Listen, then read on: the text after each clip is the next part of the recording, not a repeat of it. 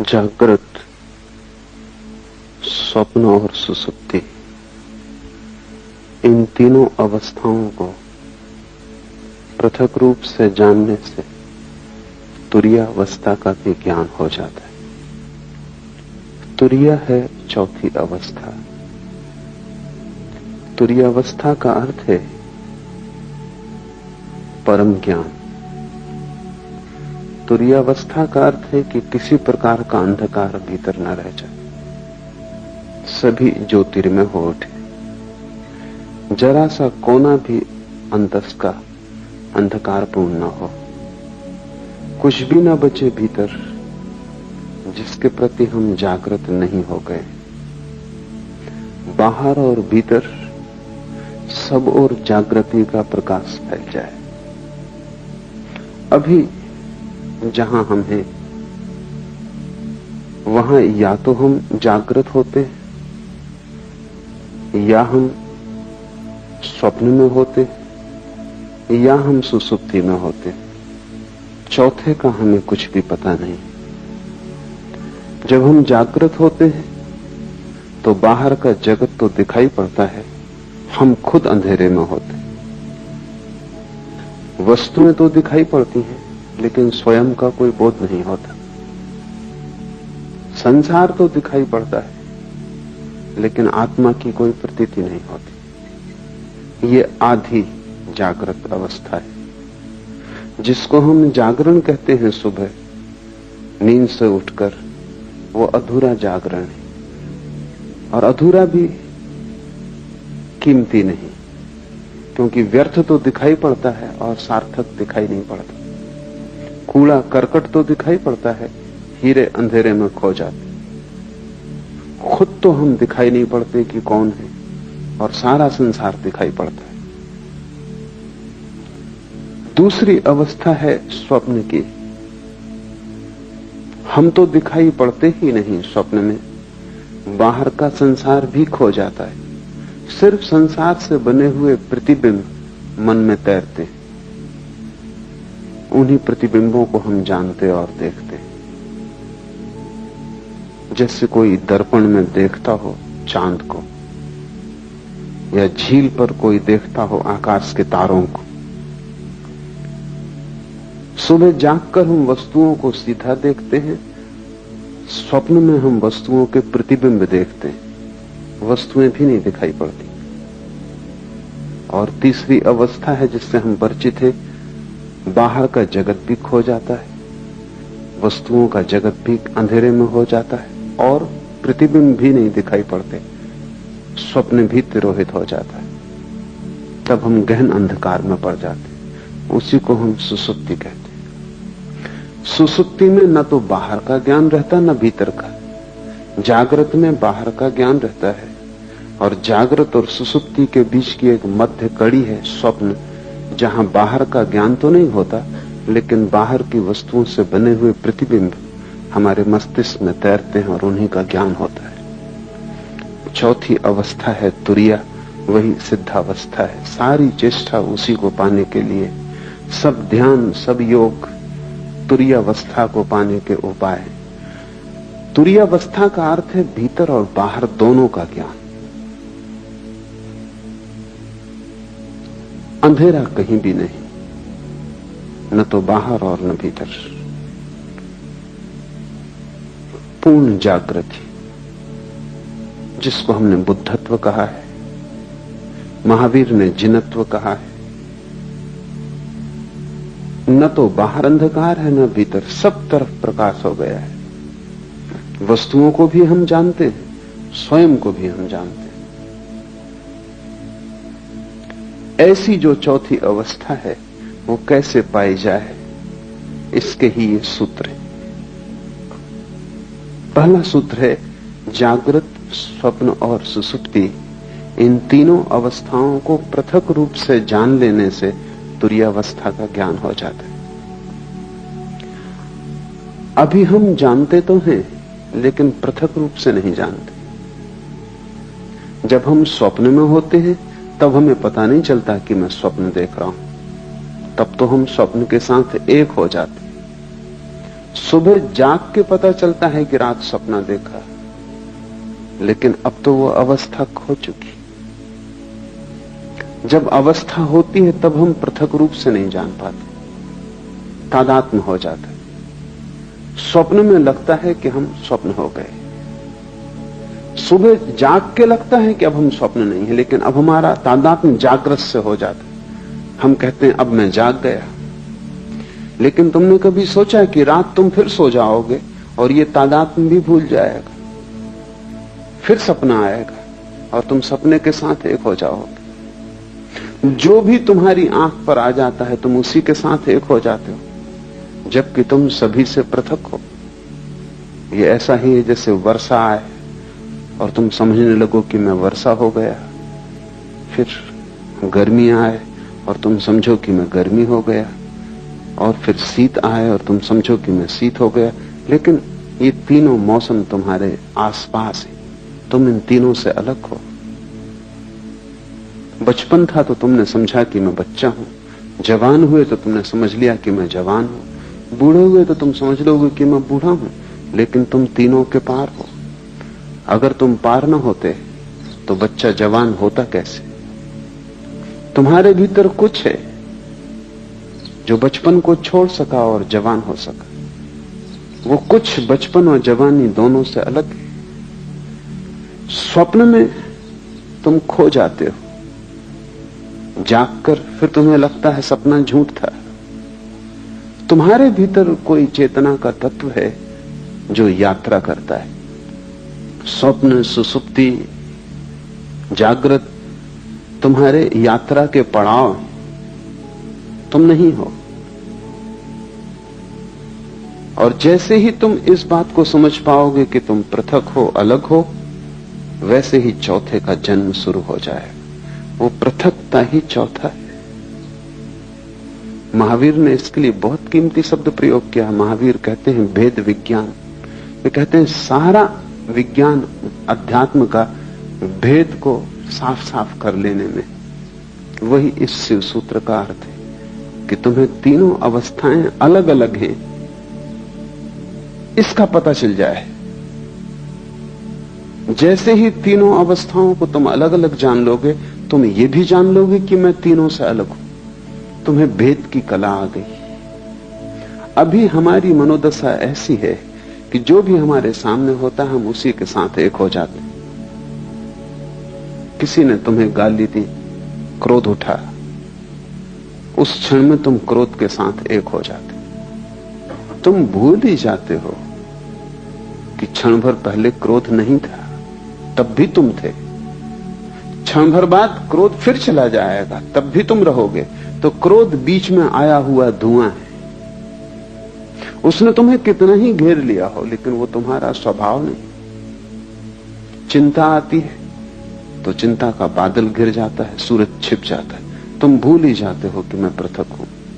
सुख आता है तो तुम नाचने लगते हो, दुख आता है तो तुम रोने लगते हो।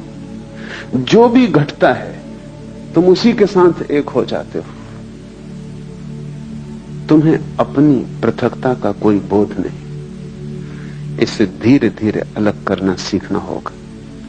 हर स्थिति में अलग करना सीखना होगा। भोजन करते वक्त जानना कि जो भोजन कर रहा है वो शरीर है। भूख लगे तो जानना कि जिससे भूख लगी है वो शरीर है। मैं सिर्फ जानने वाला हूं। चेतना को कोई भूख लग भी नहीं सकती। गर्मी लगे और पसीना बहे तो जानना कि वो शरीर पर घट रहा है। इसका यह अर्थ नहीं कि तुम गर्मी में बैठे रहना और पसीना बहने देना, हटना, सुविधा बनाना, लेकिन शरीर के लिए ही सुविधा बनाई जा रही। तुम सिर्फ जानने वाले हो। धीरे धीरे प्रत्येक घटना जो तुम्हें घेरती है तुम उससे अपने को अलग करते जाना। कठिन है पृथक करना, क्योंकि बहुत बारीक फासला है, सीमा रेखा साफ नहीं है। क्योंकि अनंत जन्मों में तुमने तादात्म्य करना ही सीखा है, तोड़ना नहीं सीखा है। तुमने हमेशा अपने को जोड़ना सीखा है स्थितियों के साथ, तुम तोड़ने की बात ही भूल गए। इसका नाम ही बेहोशी है। ये जो तुमने जोड़ना सीख लिया है। एक सुबह मुल्ला नसरुद्दीन अस्पताल में अपने मित्र के पास बैठा। मित्र ने आंख खोली और उसने कहा कि नसरुद्दीन क्या हुआ? मुझे कुछ याद भी नहीं आता। नसरुद्दीन ने कहा कि रात तुम जरा ज्यादा पी गए और फिर तुम खिड़की पे चढ़ गए और तुमने कहा कि मैं उड़ सकता हूं और तुम उड़ गए। 3 मंजिल मकान पर थे। घटना जाहिर है, सब हड्डियां पसलियां टूट गई। मित्र ने उठने की कोशिश की और कहा कि नसरुद्दीन, और तुम वहां थे और तुमने ये होने दिया, और तुम किस तरह के मित्र हो? नसरुद्दीन ने कहा ये बात मत उठाओ, उस समय तो मुझे भी लग रहा था कि तुम ये कर सकते हो। यही नहीं, अगर मेरे पजामे का नाड़ा थोड़ा ढीला ना होता तो मैं तुम्हारे साथ आ रहा था। तो कहां उड़ने में पजामा संभालूंगा, इसलिए मैं रुक गया और बच गया। तुम ही थोड़ी पी गए थे, मैं भी पी गया था। बेहोशी का अर्थ है जो भी चित्त में दशा आ जाए उसी के साथ एक हो जाना। शराबी को एक ख्याल आ गया कि उड़ सकता हूं, तो अब वो भेद नहीं कर सकता। सोचने के लिए जगह नहीं, विवेक के लिए सुविधा नहीं, इसी के साथ एक हो गया। तुम्हारा जीवन इसी शराबी जैसा है। माना कि तुम खिड़कियों से नहीं उड़ते और माना कि तुम अस्पताल में नहीं पाए जाते और हड्डियां नहीं तोड़ लेते, लेकिन बहुत गौर से देखोगे तो तुम अस्पताल में ही हो, तुम्हारी सब हड्डियां टूट गई, क्योंकि तुम्हारा पूरा जीवन एक रोग है और उस रोग में सिवाय दुख और पीड़ा के कुछ हाथ आता नहीं। सब जगह तुम गिरे हो, सब जगह तुमने अपने को तोड़ा है, और सारे तोड़ने के पीछे एक ही मूर्छा का सूत्र है कि जो भी घटता है तुम उससे फासला नहीं कर पाते। थोड़े दूर हटो, एक एक कदम लंबी यात्रा है, क्योंकि हजारों लाखों जन्मों में जिसको बनाया है उसको मिटाना भी आसान नहीं होगा, पर टूटना हो जाता है, क्योंकि वही सत्य है। तुमने जो भी बना लिया है वो असत्य है। इसलिए हिंदू इसे माया कहते हैं। माया का अर्थ है कि तुम जिस संसार में रहते हो वो झूठ है। इसका यह अर्थ नहीं कि बाहर जो वृक्ष है वो झूठ है और पर्वत जो है वो झूठ है और आकाश में चांद तारे हैं वो झूठ है। नहीं, इसका केवल इतना ही अर्थ है कि तुम्हारा जो तादात्म्य है वो झूठ है और उसी तादात्म्य से तुम जीते हो, वही तुम्हारा संसार है। कैसे तादात्म्य टूटे? तो पहले तो जागने से शुरू करो, क्योंकि वही थोड़ी सी किरण जागरण की है। स्वप्न से तो तुम कैसे शुरू करोगे? मुश्किल होगा। और सुसुप्ति का तो तुम्हें कोई पता नहीं, वहां तो सब होश खो जाता है। जागृत से शुरू करो। साधना शुरू होती है जागृत से, वो पहला कदम। फिर दूसरा कदम है स्वप्न और तीसरा कदम है सुसुप्ति। और जिस दिन तुम तीनों कदम पूरे कर लेते हो, चौथा कदम उठ जाता है। वो चौथा कदम है तुरीयावस्था, वो सिद्धावस्था है। जागृत से शुरू करो, क्योंकि वही रास्ता है, इसलिए उसको जागृत कहा है। वो जागृत है भी नहीं, क्योंकि कैसी जागृति जब तुम वस्तुओं में खोए हुए हो और अपने प्रति तुम्हें कोई भी होश नहीं। इसको क्या जागरण कहना? नाम मात्र को जागरण है, लेकिन इसको जागृत कहा है। ठीक जागृत तो हमने बुद्ध पुरुषों को कहा है, लेकिन ये जागरण है इस अर्थ में कि इसमें थोड़ी सी संभावना जागने की है। तो पहले तुम जागरण से शुरू करो। भूख लगे भोजन देना, लेकिन इस स्मरण को साधे रखना कि भूख शरीर को लगती है, मुझे नहीं। पैर में चोट लगे तो मलहम पट्टी करना, अस्पताल जाना, दवा लेना, लेकिन भीतर एक जागरण को साधे रखना कि चोट शरीर को लगी है, मुझे नहीं। इतने स्मरण को रखने से ही तुम पाओगे कि 99% पीड़ा तिरोहित हो गई। 99% पीड़ा इतना होश रखने से ही तिरोहित हो जाती कि जो चोट लगी है वो मुझे नहीं। इतना बोध भी तत्क्षण तुम्हारे दुख को विसर्जित कर देता है। 1% बची रहेगी क्योंकि ये बोध पूरा नहीं है। जिस दिन बोध पूरा हो जाएगा उस दिन समग्र दुख विसर्जित हो जाता है। बुद्ध ने कहा है जागृत पुरुष का दुख निरोध हो जाता है। तुम उसे दुख नहीं दे सकते, तुम उसके हाथ पैर काट सकते हो, तुम उसकी हत्या कर सकते हो, तुम उसे आग में जला सकते हो, लेकिन दुख नहीं दे सकते। क्योंकि प्रतिपल जो भी घट रहा है वो उससे अलग है। तो जागने से शुरू करो। रास्ते पे चलना जरूर, लेकिन ध्यान रखना कि तुम नहीं चल रहे हो, शरीर ही चल रहा है। तुम कभी चले भी नहीं। तुम चलोगे कैसे? आत्मा का कोई पैर है कि वो चल सके? आत्मा का कोई पेट है कि उसे भूख लग सके? आत्मा की कोई भी वासना नहीं है, सभी वासना शरीर की।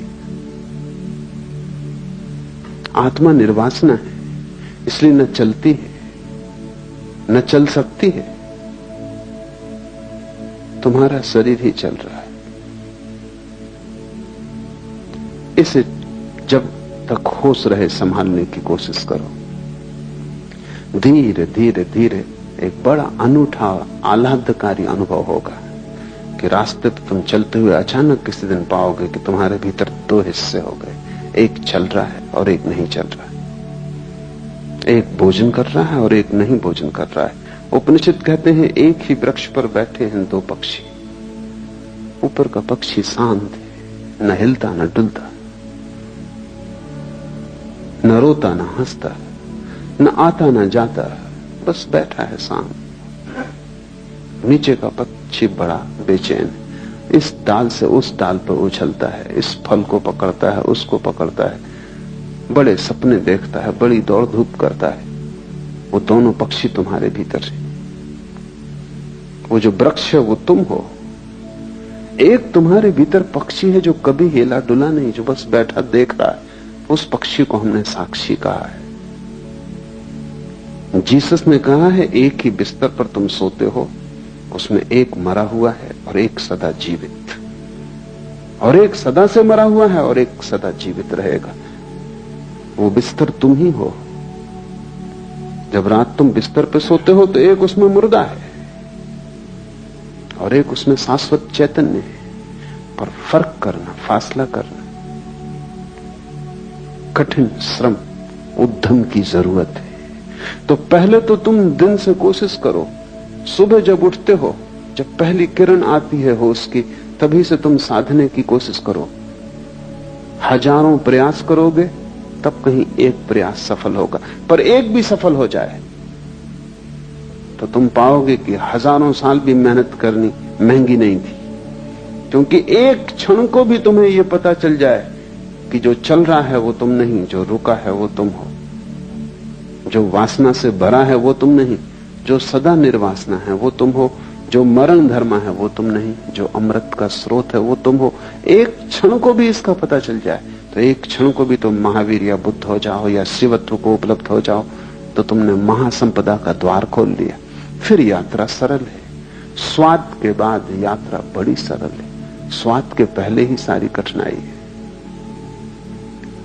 दिन से शुरू करो, और अगर तुमने दिन से शुरू किया तो तुम धीरे धीरे सफल हो जाओगे, स्वप्न में भी। गुरुजीएफ इस सदी का एक बहुत बड़ा गुरु, महागुरु, वो अपने साधकों को पहले तो दिन में होश रखना सिखाता था, फिर स्वप्न में होश रखना सिखाता था। तो उसकी प्रक्रिया थी कि जब तुम सोने लगो तब एक ही बात स्मरण रखो कि ये स्वप्न है। अभी स्वप्न शुरू नहीं हुआ, तुम अभी जागे हो। तभी से तुम ये सूत्र अपने भीतर दोहराने लगो कि जो मैं देख रहा हूं ये स्वप्न है। कमरे को चारों तरफ देखो और ये भाव मन में गहरा करो कि जो मैं देख रहा हूं ये स्वप्न है। बिस्तर को छुओ और ये भाव गहरा करो कि जो मैं छू रहा हूं ये स्वप्न है। अपने हाथ को ही अपने हाथ से स्पर्श करो और अनुभव करो कि जो मैं छू रहा हूं ये स्वप्न है। ऐसे भाव को करते करते तुम सो जाओ। ये भाव की सतत धारा तुम्हारे भीतर बनी रहेगी। कुछ ही दिनों में तुम पाओगे कि बीच स्वप्न में तुम्हें अचानक याद आ जाता है कि ये स्वप्न है, और जैसे ही याद आता है स्वप्न उसी क्षण टूट जाता है, क्योंकि स्वप्न के चलने के लिए मूर्छा जरूरी है। वो बिना मूर्छा के स्वप्न नहीं चल सकता। बीच स्वप्न में तुम्हें याद आ जाएगा ये स्वप्न है, और स्वप्न टूट जाएगा, और तुम इतने आनंद से भर जाओगे, उस आनंद को तुमने कभी जाना भी नहीं। नींद टूट जाएगी, स्वप्न बिखर जाएगा, और एक गहरा प्रकाश तुम्हें घेर लेगा। ज्ञानी पुरुष के स्वप्न तिरोहित हो जाते, क्योंकि नींद में भी वो स्मरण रख पाता है कि ये स्वप्न है। भारत ने इसके बड़े अनूठे प्रयोग किए। शंकर वेदांत में सारे जगत को माया की जो धारणा है वो इसी का एक प्रयोग है। सन्यासी को 24 घंटे स्मरण रखना है कि जो भी हो रहा है सब स्वप्न है। जागते भी, रास्ते से गुजरते, बाजार में बैठे हुए भी स्मरण रखना है कि जो भी है सब स्वप्न है। ये क्यों? ये एक प्रयोग है, एक प्रक्रिया है, एक विधि है। अगर तुमने 8 घंटे जागते में स्मरण रखा कि जो भी हो रहा है ये स्वप्न है, तो ये स्मरण इतना गहरा हो जाएगा कि जब रात स्वप्न भी चलेगा तब तुम वहां भी याद रख सकोगे, वहां भी तुम याद रख सकोगे कि ये स्वप्न। अभी तुम याद नहीं रख पाते। अगर ठीक से समझो तो अभी भी तुम उल्टे अर्थों में यही कर रहे हो। 24 घंटे जब तुम जागते हो तब तुम समझते हो जो भी देख रहा हूं ये सत्य है। इसी प्रतीति के कारण रात सपने को देख के भी तुम समझते हो कि जो मैं देख रहा हूं वो सत्य है, क्योंकि ये प्रतीति गहरी हो जाती। सपने से झूठा और क्या होगा? और तुमने कितनी बार रोज सुबह उठ के नहीं पाया कि सपना झूठा है, व्यर्थ है, लेकिन फिर दोबारा तुम सोते हो और फिर वही भूल होती। क्यों ये भूल बार बार होती? इस भूल के पीछे कोई बहुत गहरा कारण होना चाहिए। वो कारण यह है कि तुम जो भी देखते हो जागृत में उसको तुम समझते हो ये सत्य है। जब सब कुछ देखा हुआ तुम सत्य मानते हो तो रात तुम सपने को देखते हो, उसको तुम असत्य कैसे मानोगे? उसको भी तुम सत्य मान लेते हो। इससे उल्टा प्रयोग माया का है। तुम जो भी देखते हो उसे दिन भर स्मरण रखते हो कि यह असत्य है, बार बार भूलते हो, फिर याद को संभालते हो, फिर स्मरण लाते हो कि यह असत्य है। ये सब जो मैं देख रहा हूं चारों तरफ एक बड़ा नाटक है, और मैं दर्शक से ज्यादा नहीं। मैं भोगता नहीं हूं, करता नहीं हूं, सिर्फ साक्षी हूं। इस भाव को अगर तुम संभालते हो तो इसकी भीतर धारा बन जाती। तब रात सपना टूट जाता है, और जिसका सपना टूट गया उसकी बड़ी उपलब्धि है। जब सपना टूट जाए तो फिर तीसरा चरण उठाया जा सकता है।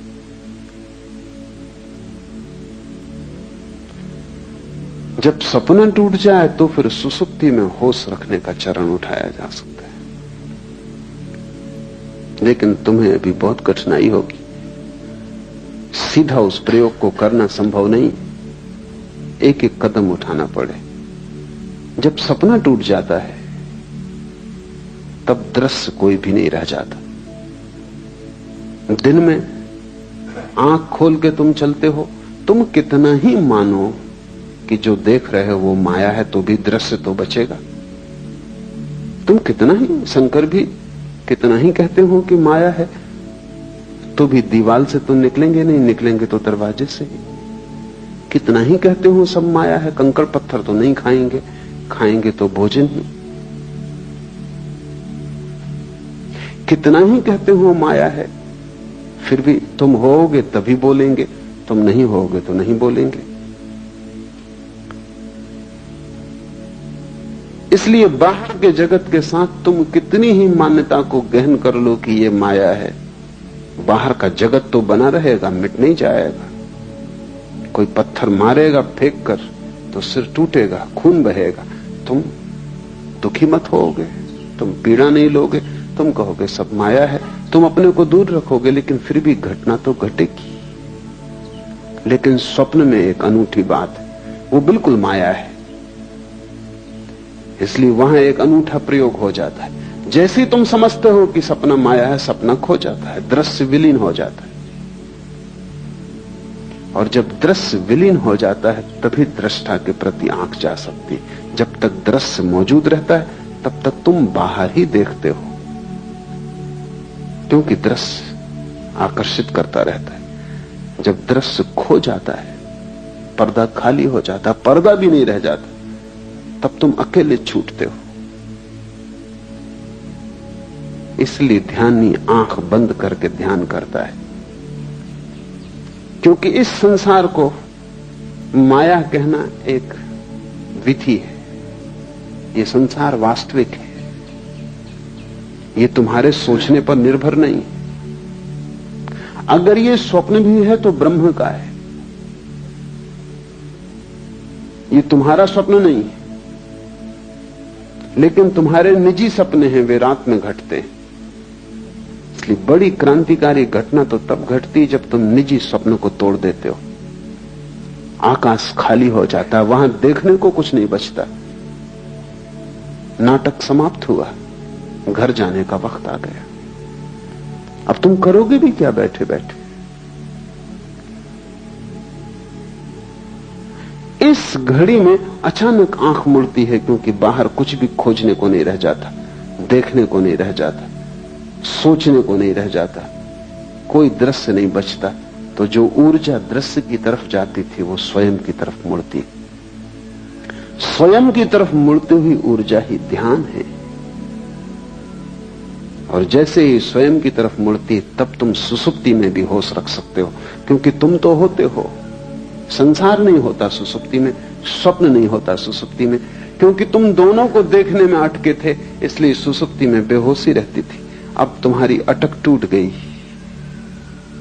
अब दृश्य से तुम्हारा कोई संबंध न रहा। अब दृश्य के बिना भी तुम हो सकते हो। अब दिया जलता है, उसकी दिए को कोई फिक्र नहीं कि दिए के प्रकाश में कोई गुजरता है या नहीं गुजरता। अब तुम्हारा जीवन भीतर की तरफ मुड़ेगा, तब तुम सुसुप्ति में जाग जाओगे। स्वप्न के टूटने पर जो प्रयोग करने का है वो ये है कि जैसे ही स्वप्न टूट जाए, आंख मत खोलना, क्योंकि आंख खोली तो जगत बाहर मौजूद है, फिर दृश्य मिल जाएगा। जब स्वप्न टूट जाए तो आंख मत खोलना, गौर से देखे चले जाना शून्य को। स्वप्न खो गया, जहां स्वप्न था अब वहां स्वप्न नहीं। तुम गौर से उस शून्य को देखे चले जाना। उस शून्य को देखने में ही तुम पाओगे कि तुम्हारी चेतना भीतर की तरफ मुड़ने लगी, अंतर्मुखी हो गई। तब तुम सुसुप्ति में भी जागे रहोगे। यही कृष्ण ने गीता में कहा है कि जब सब सो जाते हैं तब भी योगी जागता है। जो सबके लिए निद्रा है वो योगी के लिए निद्रा नहीं, वो सुसुप्ति में भी जागा हुआ है। और जब तुम तीनों को पृथक पृथक देख लेते हो तब तुम चौथे हो गए, अपने आप चौथे हो गए। तुरी का अर्थ है चौथा, द फोर्थ। उस शब्द का और कोई अर्थ नहीं, उसे कोई शब्द का अर्थ देने की जरूरत भी नहीं, बस चौथा कहना काफी है। क्योंकि सभी अर्थ उसको बांध लेंगे, सभी शब्दों से बांध लेंगे, सिर्फ इशारा काफी है, क्योंकि वो अनंत है और असीम है। जैसे ही तुम तीन के बाहर हुए तुम परमात्मा हो। इन तीन में तुम प्रविष्ट हो गए हो, इसीलिए संकीर्ण हो गए हो। ये ऐसा ही है जैसे कि तुम खुले आकाश से एक टनल में, एक बोगदे में प्रवेश कर जाओ और बोगदा छोटा होता जाए। इंद्रियों तक आते आते तुम बिल्कुल संकीर्ण हो गए हो। पीछे लौटना है। जैसे जैसे तुम पीछे लौटते हो तुम्हारा आकाश बड़ा होता जाता है। जिस क्षण तुम तीनों के पार अपने को देख लेते हो उस दिन तुम महाकाश हो, उस दिन तुम परमात्मा हो। ऐसे ही जैसे कि कोई आदमी दूरबीन से देखता है आकाश को। दूरबीन का छोटा सा छेद वो अपनी सारी आंखों को उसी पे लगा देता है। फिर दूरबीन से आंखें हटाता है, तब उसे पता चलता है कि मैं दूरबीन नहीं हूं। तुम भी आंख नहीं हो, लेकिन आंख पर तुम कई जन्मों से टिके हो। तुम कान नहीं हो, लेकिन कान से तुम कई जन्मों से सुन रहे हो। तुम हाथ नहीं हो, लेकिन हाथ से तुम कई जन्मों से छू रहे हो।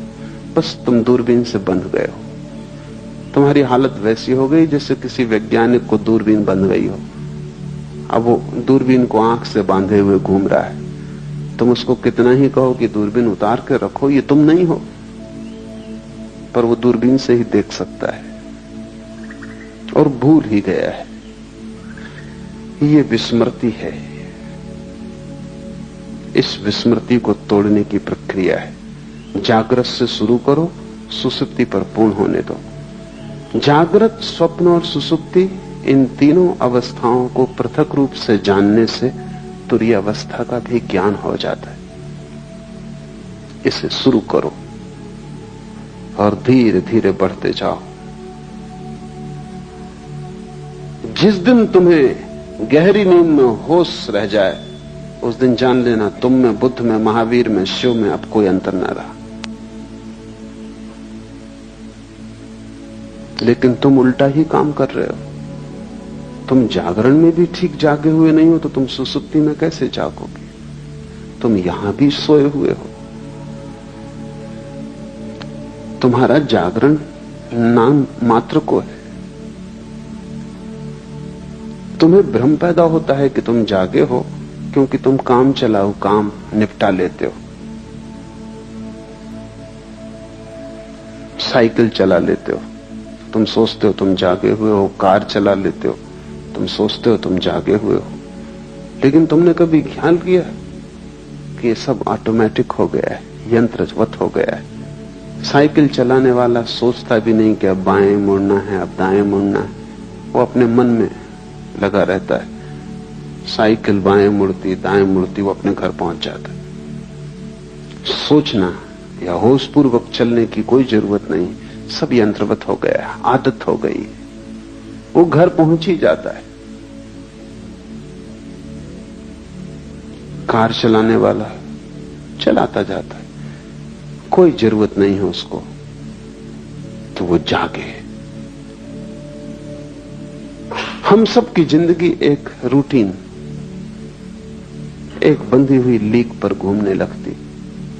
जैसे कोल्हू के बैल चलते हैं, ऐसे हम चलने लगते। उसी लीक पर रोज चलते हैं। किसी की लीक थोड़ी बड़ी, किसी की थोड़ी छोटी, किसी की थोड़ी सुंदर, किसी की थोड़ी कुरूप, लेकिन लीक होने में कोई फर्क नहीं है। तुम्हारी जिंदगी एक कोल्हू के बैल की भांति है। सुबह उठते हो, एक धारा चलती है, रात सो जाते हो, एक वर्तुल पूरा हुआ, फिर सुबह उठते हो, फिर वही, फिर वही। ये सब इतनी बार तुमने दोहराया है कि अब होश रखने की कोई जरूरत ही नहीं। ये बेहोशी में ही हो जाता है। समय पर भूख लग जाती है, समय पर नींद आ जाती है, समय पर उठ के तुम बाजार चल पड़ते हो। तुम पूरी जिंदगी को ऐसे सोए सोए एक वर्तुल में गुजार रहे हो। कब जागोगे? कब एक झटका दोगे अपने को? कब इस लीक से उठोगे? कब कहोगे कि मैं कोल्हू का बैल होने को राजी नहीं हूं?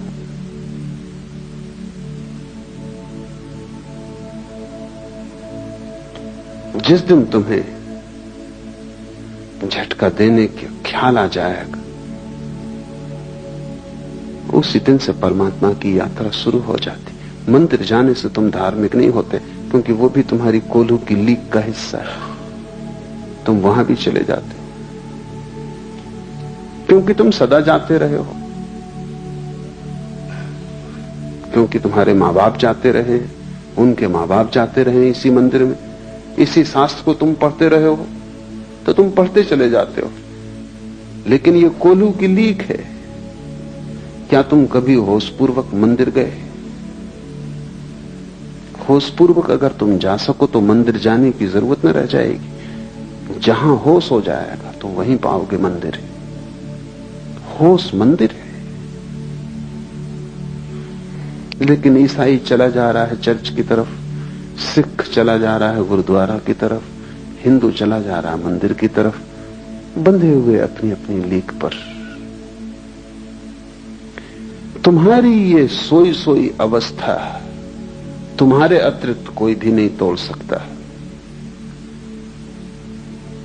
तो पहली बात जान लेनी जरूरी है कि तुम्हारा जागृत भी सोया हुआ है और योगी का सुसुप्ति भी जागी हुई होती। तुम बिल्कुल उल्टे योगी हो। और जिस दिन तुम इससे विपरीत हो जाओगे, उसी दिन जीवन का सार सूत्र तुम्हारे हाथ आ जाएगा। तीनों को अलग अलग जान लो तो जानने वाला तीनों से अलग हो जाता है। तुम मात्र ज्ञान हो, इसके अतिरिक्त कुछ भी नहीं। तुम सिर्फ होश मात्र हो, लेकिन तीनों से अपने को तोड़ो। पढ़ता था मैं एक सूफी फकीर के संबंध में, जुन्नत के बाबत। कोई उसे गाली दे जाता तो वो कहता कि कल आके उत्तर दूंगा। कल जाके कहता कि अब उत्तर की कोई जरूरत नहीं। तो आदमी पूछता कि कल मैंने गाली दी, कल तुमने क्यों उत्तर न दिया? कि तुम अनूठे आदमी हो, गाली किसी को दो तो वो उसी वक्त उत्तर देता, क्षण भर नहीं रुकता। जुन्नद ने कहा कि मेरे गुरु ने कहा है कि अगर जल्दी की तो मूर्छा हो जाती, तो थोड़ा वक्त देना। कोई गाली दे, उसी वक्त अगर उत्तर दिया तो उत्तर मूर्छा में दिया जाएगा, क्योंकि गाली तुम्हें घेरे होगी, उसका ताप तुम्हें पकड़े होगा, उसका धुआं अभी आंखों में होगा। थोड़ा बादल को गुजर जाने दो, 24 घंटे का वक्त दो, फिर उत्तर देना। और जुन्नैद कहता कि मेरा गुरु बहुत चालबाज आदमी था, क्योंकि तब से मैं उत्तर ही नहीं दे पाया। 24 घंटा कोई रुक जाए क्रोध करने को तो तुम सोचते हो क्रोध कर पाएगा? 24 मिनट भी रुक जाए तो क्रोध असंभव है, 24 सेकंड रुक जाए तो क्रोध असंभव है। सच तो यह है कि 1 सेकंड भी अगर रुक जाए और देख ले तो क्रोध असंभव है। लेकिन तुम रुकते ही नहीं। उधर किसी ने गाली दी, जैसे किसी ने बिजली का बटन दबाया, इधर तुम्हारा पंखा चला।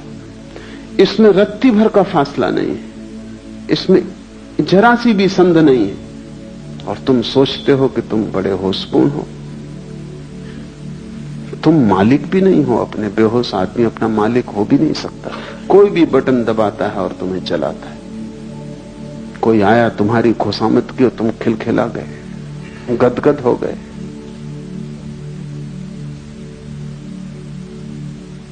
किसी ने तुम्हारा अपमान किया और तुम आंसुओं से भर गए। तुम मालिक हो अपने या हर कोई तुम्हें चलाता है? और जो तुम्हें चला रहे हैं वो भी अपने मालिक नहीं, तुम गुलामों के गुलाम हो। और बड़ा मजा है कि सब एक दूसरे को चलाने में कुशल है और उनमें से एक भी होश में नहीं। इससे बड़ा और कोई अपमान नहीं हो सकता आत्मा का कि हर कोई तुम्हें चलाता है। मुल्ला नसरुद्दीन एक दफ्तर में काम करता था। सभी नाराज थे उसके काम से, क्योंकि काम तो कुछ था ही नहीं। या तो वो सोया रहता या झपकी खाता रहता। आखिर दफ्तर के लोग परेशान इतने हो गए कि धीरे धीरे लोगों ने उसको कहना भी शुरू कर दिया। मालिक ने भी कहा, डांटा डपटा भी, लेकिन उसमें कुछ फर्क ना हुआ। इतना अपमान और सब उपद्रव के कारण उसने इस्तीफा दिया। बदलना तो मुश्किल था, इस्तीफा देना आसान था। बहुत से लोग जो संसार से भागते हैं सन्यास की तरफ, वो इस्तीफा दे रहे हैं। बदलना तो मुश्किल है, इस्तीफा देना सदा आसान है। उसने इस्तीफा दिया, सारा दफ्तर प्रसन्न हुआ इस्तीफे से। लोग इतने प्रसन्न हो गए कि मालिक ने कहा कि अब जब अपनी तरफ से जा रहा है तो विदाई समारोह करना उचित है। और हम इतने परेशान थे इससे, और ये छोड़ रहा है और छुड़ाने का कोई उपाय नहीं था, एक बोझ हो गया था। इसलिए ठीक से, और सच में ही खुश थे वो, इसलिए विदाई समारोह काफी अच्छी तरह आयोजित किया। मिठाई, खाना पीना सब इकट्ठे हुए। नसरुद्दीन बड़ा हैरान हुआ और सभी ने दो दो शब्द उसकी प्रशंसा में भी कहे, क्योंकि विदाई के वक्त नसरुद्दीन खड़ा हुआ गदगद, आंख से आंसू झर रहे हैं। उसने कहा, मैं अपना इस्तीफा वापस ले, मुझे पता ही नहीं था कि तुम सब इतना प्रेम मेरे लिए करते। अब इस जीवन में यहां से जाने का कोई कार्य नहीं।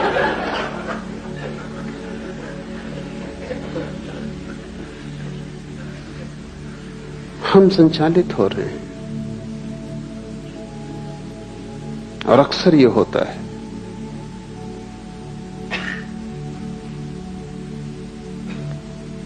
कि चारों तरफ पूरा संसार एक एक व्यक्ति को चला रहा है, और मौसम चारों तरफ बदलता रहता है, हजारों तरह के लोग हैं। इसलिए तुम्हारे भीतर एक गहरा विभ्रम और एक कंफ्यूजन होगा ही, क्योंकि तुम एक से चालित नहीं हो। एक से चालित तो वही है जो भीतर जागा हुआ है। उसकी जिंदगी में एक स्पष्टता होगी, निरभरता होगी, उसके जीवन में एक सफाई होगी, एक निर्णय होगा, उसके जीवन में एक दिशा होगी। तुम्हारे जीवन में कोई दिशा नहीं हो सकती। तुम तो ऐसे जैसे कोई आदमी भीड़ में धक्के में चलता है, वो चल भी नहीं रहा, लेकिन भीड़ इतना धक्का दे रही है कि खड़ा भी नहीं रह सकता। कोई बाएं धक्का देता है तो वो बाएं चला जाता है, कोई दाएं धक्का देता है तो दाएं चला जाता है। तुम्हारी पूरी जिंदगी भीड़ में चलती हुई है। तुम गौर से देखो, समझ में आ जाएगा। कोई कुछ कह रहा है वो तुम करते हो, फिर कोई कुछ और कहता है वो तुम करते हो, फिर तुम्हारे भीतर इतने विरोधाभास हो जाते।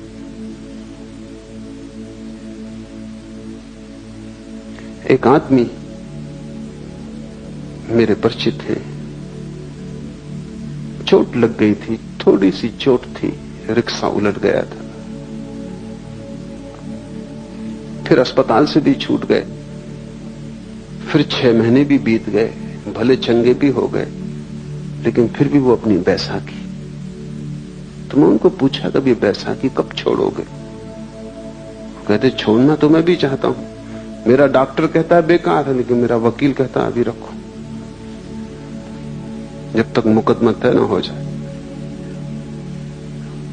तो किसकी सुनूं?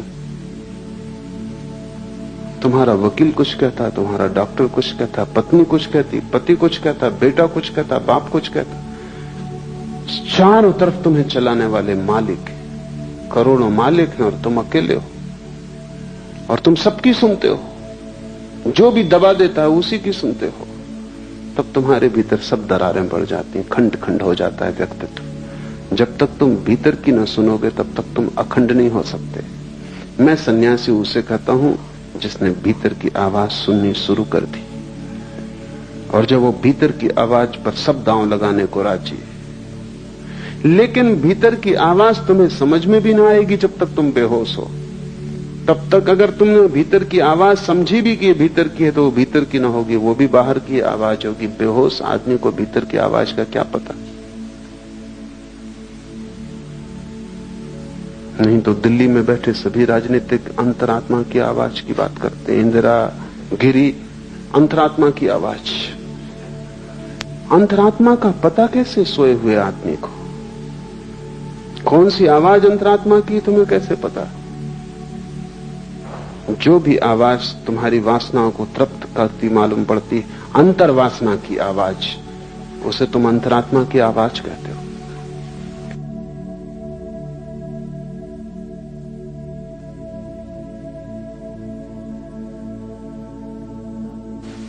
सिर्फ जागे हुए आदमी के भीतर कोई आवाज होती, और वो आवाज तुम्हें मिल जाए तो तुम्हारे जीवन में सब जो कलुष है, वो जो उपद्रव है, वो 1000 तरह के विक्षिप्त स्वर है कि तुम एक भीड़ हो गए हो, एक व्यक्ति नहीं। तुम एक बाजार की तरह हो जिसमें सब चल रहा है। बंबई का शेयर बाजार हो तुम, सब चल रहा है। कुछ समझ में नहीं आता, कोई नए आदमी को तो समझ में ना आया कि तुम क्या हो। कोई कुछ चिल्ला रहा है, कोई कुछ चिल्ला रहा है, सब तरह की आवाजें, तुम्हारी आवाज बिल्कुल खो गई है। तुरीयावस्था का अर्थ है आत्मा को पहचानना, और इन तीन से तुम अपने को तोड़ो तो ही तुम आत्मा को पहचान सकोगे।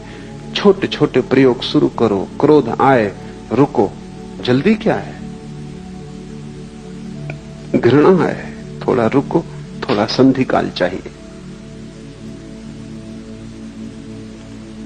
तभी उत्तर दो जबकि तुम होश में आ जाओ। उसके पहले उत्तर मत दो, और तुम पाओगे तुम्हारी जिंदगी से पाप खोना शुरू हो गया, गलत अपने आप विसर्जित होने लगा। तुम अचानक पाओगे कि अब क्रोध का उत्तर देने की कोई जरूरत न रही। यह भी हो सकता है कि जिसने तुम्हारा अपमान किया था तुम उसे धन्यवाद देने भी जाओ, क्योंकि उसने भी तुम्हारा उपकार किया है, तुम्हें एक जागने का मौका दिया है। कबीर ने कहा है, निंदक नीरे राखिए आंगन कुटी छबाए। वो जो तुम्हारी निंदा कर रहा है उसे तुम पास में ही संभाल के इंतजाम कर दो, उसको घर में ही ठहरा लो, क्योंकि वो तुम्हें जागने का मौका देगा। जो जो तुम्हें मूर्छित होने का मौका देता है, अगर तुम चाहो तो उसी मौके को तुम जागरण की भी सीढ़ी बना सकते हो। जिंदगी ऐसे है जिससे रास्ते पे एक बड़ा पत्थर पड़ा हो। जो ना समझे वो पत्थर को देख के लौट जाते हैं, वो कहते हैं रास्ता बंद है। जो समझदार है वो पत्थर पे चढ़ जाते हैं, वो उसको सीढ़ी बना लेते हैं, और जैसे ही सीढ़ी बना लेते हैं और भी ऊपर का रास्ता उन्मुक्त हो जाता है। साधक के लिए एक ही बात स्मरण रखनी है कि जीवन का हर क्षण जागृति के लिए उपयोग कर लिया जाए। चाहे भूख हो, चाहे क्रोध हो, चाहे काम हो, चाहे लोभ हो, हर स्थिति को जागरण के लिए उपयोग कर लिया जाए। रत्ती रत्ती तुम इस तरह इकट्ठा करोगे जागरण, तो तुम्हारे भीतर ईंधन इकट्ठा हो जाएगा। उस ईंधन से जो ज्वाला पैदा होती है उसमें तुम पाओगे कि तुम न तो जागृत हो, न तुम स्वप्न हो, न तुम सुसुप्ति हो, तुम तीनों के पार पृथक हो। ज्ञान का बना रहना ही जागृत अवस्था है। बाहर की वस्तुओं के ज्ञान का बना रहना जागृत अवस्था है। विकल्प ही स्वप्न है। मन में विचारों का तंतुजाल, विकल्पों का, कल्पनाओं का फैलाव स्वप्न है। अविवेक अर्थात स्वबोध का अभाव सुसुप्ति है। ये तीन अवस्थाएं हैं जिनमें हम गुजरते हैं। लेकिन जब हम एक से गुजरते हैं तो हम उसी के साथ एक हो जाते हैं। जब हम दूसरे में पहुंचते हैं तो हम दूसरे के साथ एक हो जाते हैं। जब हम तीसरे में पहुंचते हैं तो तीसरे के साथ एक हो जाते हैं। इसलिए हम तीनों को अलग अलग नहीं देख पाते। अलग देखने के लिए थोड़ा फासला चाहिए, परिपेक्ष चाहिए। अलग देखने के लिए थोड़ी सी जगह चाहिए। तुम्हारे और जिसे तुम देखते हो दोनों के बीच में थोड़ा रिक्त स्थान चाहिए। तुम आईने में भी अगर बिल्कुल सिर लगा के खड़े हो जाओ तो अपना प्रतिबिंब न देख पाओगे, थोड़ी दूरी चाहिए। और तुम इतने निकट खड़े हो जाते हो जागृत के, स्वप्न के, सुसुप्ति के, कि तुम बिल्कुल एक ही हो जाते हो। तुम उसी के रंग में रंग जाते हो। और ये दूसरे के रंग में रंग जाने की आदत हमारी इतनी गहन हो गई है कि हमें पता भी नहीं चलता, और इसका शोषण किया जाता है। अगर तुम हिंदू हो और तुमसे कहा जाए कि मस्जिद खड़ी, इसमें आग लगा दो, तुम 1000 बार सोचोगे, विचार करोगे कि ये क्या उचित है। और मस्जिद भी उसी परमात्मा के लिए समर्पित है। ढंग होगा और सीढ़ी का रंग होगा और रास्ते की व्यवस्था होगी और, लेकिन मंजिल वही है। लेकिन हिंदुओं की एक भीड़ मंदिर मस्जिद को आग लगाने जा रही हो, तुम उस भीड़ में हो, तब तुम नहीं सोचते, क्योंकि तुम भीड़ के रंग में रंग जाते हो। तब तुम मस्जिद को जला दोगे। और बाद में कोई अगर तुमसे पूछेगा कि तुम ये कैसे कर सके, तो तुम भी सोचोगे और कहोगे कि आश्चर्य है कि मैं कैसे कर सका, अकेले तुम ये ना कर पाते। लेकिन भीड़ में तुम क्यों खो गए? क्योंकि खोने की तुम्हारी आदत है। कोई मुसलमान इतना बुरा नहीं है अकेले में जितना भीड़ के साथ बुरा होता है। कोई हिंदू इतना बुरा नहीं है अकेले में जितना भीड़ के साथ बुरा होता है। किसी अकेले आदमी ने इतने पाप नहीं किए जितने भीड़ ने पाप किए। क्यों? क्योंकि भीड़ तुम्हें रंग देती है, तुम भीड़ के रंग में एक हो जाते हो। अगर भीड़ क्रोध से भरी है, तुम अचानक पाते हो तुम्हारे भीतर क्रोध जग रहा है। अगर भीड़ रो रही है, चीख रही, चिल्ला रही, तो तुम रोने, चीखने, चिल्लाने लगते हो।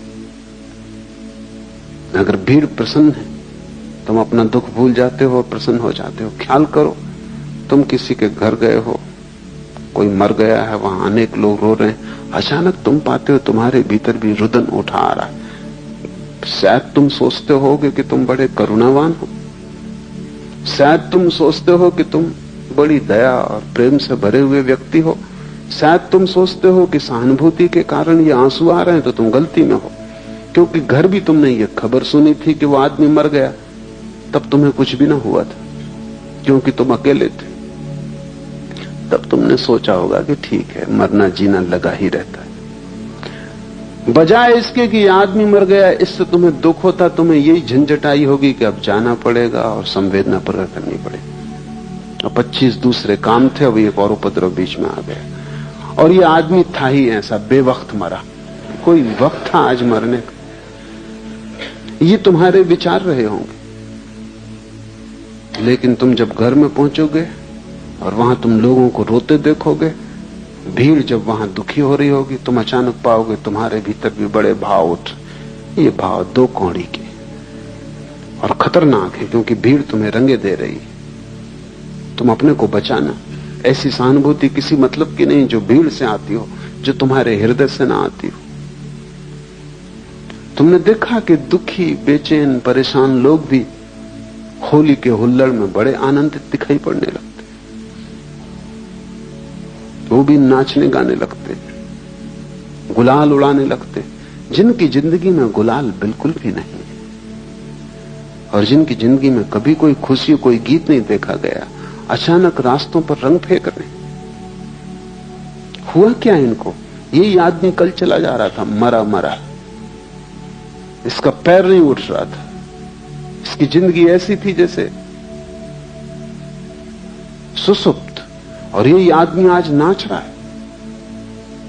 भीड़ ने रंग दिया ऐसे। साधक को भीड़ से सावधान होना चाहिए। तुम अपनी आवाज खोजो, अपना स्वर खोजो। भीड़ तुम्हें सदा से धक्के दे रही है और तुम भीड़ के साथ, जो भीड़ तुम्हें बनाती है वही तुम हो जाते हो। ये क्यों हो पाता है? ये इसलिए हो पाता है कि तुम पृथकता अपनी अनुभव नहीं करते, और जहां भी तुम्हें अपनी पृथकता खोने का मौका मिलता है, तुम तत्क्षण खो देते हो। तुम उधार बैठे हो कि कहीं भी डूब जाओ। नींद आई तो नींद में डूब गए, जागृत आया तो जागृत में डूब गए, स्वप्न आया तो स्वप्न में डूब गए। लोग दुखी हैं तो तुम दुखी हो गए, लोग सुखी हैं तो तुम सुखी हो गए। तुम हो या सिर्फ तुम एक डूबने का बिंदु हो? तुम्हारा कोई अस्तित्व है, तुम्हारा कोई केंद्र है। उस केंद्र का नाम ही आत्मा है। अपने अस्तित्व को जगाओ, डूबने से बचो। इसलिए सारे धर्म शराब के विरोध में। शराब में ऐसी कोई खराबी नहीं, लेकिन सभी धर्म विरोध में। कारण कुल इतना ही है कि वो डूबने का रास्ता है। सभी धर्म जगाने के पक्ष में,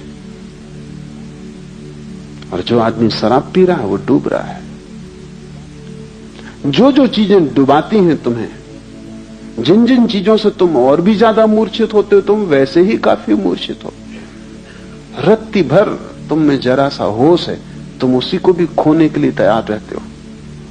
और आश्चर्य की बात तो यह है कि जब भी तुम उसे खो देते हो तभी तुम प्रसन्न होते हो। तुम जैसा मूल खोजना असंभव है, क्योंकि जब तुम उसे खो देते हो तभी तुम कहते हो कि बड़ा आनंद है। क्यों? क्योंकि वो जो थोड़ा सा होश है वो तुम्हें जिंदगी की समस्याओं को देखने में सहायता देता है। वो तुम्हें जिंदगी के प्रति चैतन्य बनाता है और चिंता से भरता है। वो तुम्हें होश से भरता है कि तुम होश में नहीं हो। वो जो छोटा सा तुम्हारे भीतर किरण है वो तुम्हारे अंधकार को प्रकट करती, जो कि गहन है। तुम उस किरण को भी बुझा देना चाहते हो कि न रहेगी किरण, न रहेगा बांस, न बजेगी बांसुरी, न रहेगी किरण, न अंधेरे का पता चलेगा। क्योंकि उस किरण की वजह से अंधेरा पता चलता। हटाओ इस किरण को, पी लो शराब, डूब जाओ किसी भीड़ के उपद्रव में, राजनीति में, इसमें उसमें, कहीं भी अपने को लगा दो ताकि तुम अपने को भूल जाओ। पश्चिम के मनोवैज्ञानिक लोगों को कहते हैं कि तुम अगर अपने को भुला सको तो ही तुम स्वस्थ रह सकोगे। और पूरब के धर्म गुरुओं ने कहा है कि तुम अपने को जगा सको तो ही तुम स्वस्थ हो सकोगे। बड़ी उल्टी बातें, लेकिन दोनों बातें सार्थक है। पश्चिम का मनोवैज्ञानिक तुम जैसे हो उसको स्वीकार करता है। तुम जैसे हो ऐसे ही तुम रह सको, जी सको, किसी तरह गुजार सको जिंदगी, उसमें सहायता पहुंचाता है। वो ठीक कह रहा है। वो कह रहा है किसी तरह अपने को बुला दो। ज्यादा चैतन्य खतरनाक है, क्योंकि तुम चिंता से भर जाओगे, क्योंकि तब तुम्हें सब चीजें दिखाई पड़नी शुरू हो जाएंगी और कुछ भी ठीक नहीं है इस जिंदगी में, सब गड़बड़ है, सब अस्त व्यस्त है। तो बेहतर है तुम आंख बंद कर लो, प्रसन्न रहो। क्या जरूरत है इस सारे समस्या को देखने की? लेकिन पूरब के धर्मगुरु तुम्हें स्वीकार नहीं करते। वो कहते हैं तुम तो रुग्ण हो, तुम तो विक्षिप्त हो ही, तुम्हें पहले शांति की जरूरत नहीं है। कोई चिंता नहीं अगर चिंता बढ़े और तुम्हारे भीतर बेचैनी आए, कोई हर्ज नहीं, क्योंकि उसी के द्वारा तुम बदलोगे, क्रांति होगी। ये तो ऐसा है जैसे एक आदमी कैंसर से पड़ा है और हम कुछ भी नहीं कर सकते, तो हम उसको मार्फिया देते हैं कि तुम अपना आराम से तो पड़े रहो। लेकिन पूरब के धर्मगुरु कहते हैं मार्फिया से जीवन क्रांति नहीं होती। जगाओ, रूपांतरण हो सकता है। और आदमी जैसा है ये उसकी अंतिम अवस्था नहीं, ये उसकी प्रथम अवस्था तक नहीं। ये तो यात्रा के बिल्कुल बाहर ही खड़ा है, द्वार के। अभी इसने भीतर प्रवेश भी नहीं किया। महा आनंद की संभावना है। लेकिन तुम जैसे हो सोए, इससे महा आनंद नहीं होगा। सुख और आनंद का फर्क समझ लो। सुख उस अवस्था का नाम है जब तुम्हारे भीतर जो छोटी सी किरण जाग गई है वो भी सो जाती, तब तुम्हें कोई दुख पता नहीं चलता। आनंद उस अवस्था का नाम है जब तुम्हारे भीतर जो छोटी सी किरण है वो महासूर्य हो जाती और अंधकार पूरा खो जाता है। सुख नकारात्मक, निगेटिव है, दुख का पता न चलना। तुम्हारे सिर में दर्द है, एस्प्रो की टिकिया सुख है, आनंद नहीं। क्योंकि एस्प्रो की टिकिया तुम्हें सिर्फ दर्द पता नहीं चलने देती, वो तुम्हें बेहोशी दे देती। तुम बीमार हो, तुम परेशान हो, जिंदगी चिंता से भरी है, तुम शराब पी लेते हो, फिर सब ठीक है। दुखी शराबी जाता है शराब घर की तरफ, लौटता है नाचता गाता। तुम्हारी जो छोटी सी प्रकाश की किरण है उसे खोकर तुम सुख खरीदते हो, उससे तुम्हें आनंद कभी भी ना मिलेगा। क्योंकि सुख सिर्फ दुख का भूल जाना है, विस्मरण। और आनंद आत्मा का स्मरण, वो भूल जाना नहीं है, वो पूरी स्मृति है। कबीर ने उसे सुरति कहा है, वो पूर्ण स्मरण है। ये सूत्र तुम्हें पूर्ण स्मरण की तरफ ले जाएंगे। तो ध्यान रखना, जो चीज बेहोश करती हो उससे बचना। और बेहोश करने के इतने सुगम उपाय हैं कि तुम्हें पता भी नहीं, तुम उनमें इतने ज्यादा ग्रस्त हो गए हो कि तुम्हें ख्याल भी नहीं। एक आदमी खाने के पीछे पागल है, वो खाता ही रहता है, तुम्हें ख्याल नहीं है कि वो खाने से शराब का उपयोग कर रहा है। ज्यादा भोजन निद्रा लाता है, ज्यादा भोजन सुसुप्ति देता है। इसलिए अगर किसी दिन तुमने उपवास किया तो रात तुम सो ना सकोगे, क्योंकि भोजन की एक अपनी तंद्रा है। तो जो आदमी 24 घंटे खाने में लगा है, वो खाने के माध्यम से बेहोशी खोज रहा है। एक आदमी महत्वाकांक्षा की यात्रा में लगा है, वो कहता है कि जब तक करोड़ रुपए न हो तब तक मैं रुकने वाला नहीं। तब तक वो दीवाने की तरह लगा है, सुबह हो, रात हो, दिन हो, अंधेरा हो, उजेला हो, कुछ फिक्र नहीं। उसके मन में एक गणित चल रहा है, 1 करोड़। उस एक गणित के प्रति समर्पित है, उसे कोई चिंता नहीं घेरती, उसे कोई चिंता नहीं, बस उसको 1 करोड़। उसको चिंता उस दिन घेरेगी जब 1 करोड़ पाने में सफल हो जाए। तब अचानक वो पाएगा कि बेकार गए, अब क्या करना है। मैंने सुना है पागल खाने में 3 आदमी बंद थे एक ही कोठरी में, क्योंकि एक ही साथ पागल हुए थे, तीनों पुराने साथी थे, एक दूसरे को रंग दिया होगा।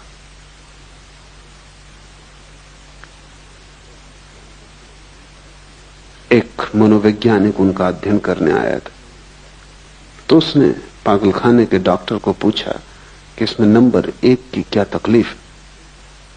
उसने कहा, ये नंबर 1